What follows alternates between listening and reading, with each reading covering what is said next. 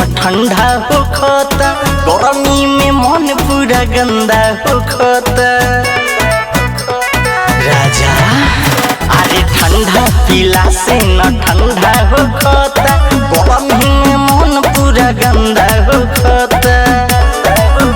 अरे मन करे बैठी फ्रिज में, गरमी हो खाता समीज में, रगड़ी न बहर चीज में। गरमी हो खाता समीज में, रगड़ी बहर चीज में।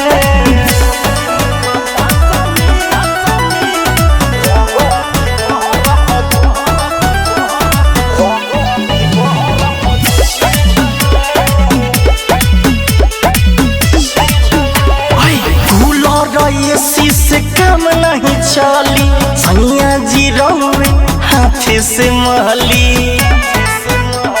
सुनी ना कूलर एसी से काम नहीं चली, सैया जी रहुए हाथे से महली।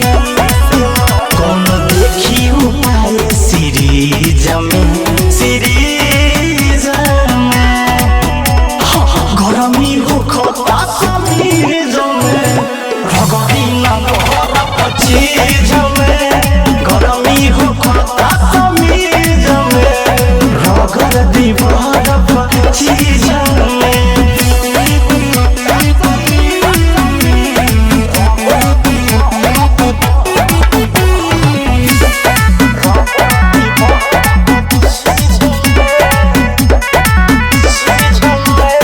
हवा बेहाया चलत नइखे, दिनो तो दिन रात ढलत नइखे।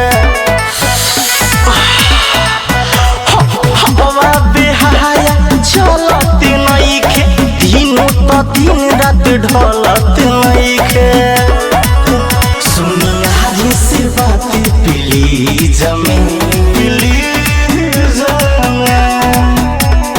गरमी हो खाता समीज में, रगड़ी न बहर चीज में। गरमी हो खाता समीज में, रगड़ी न बहर चीज में।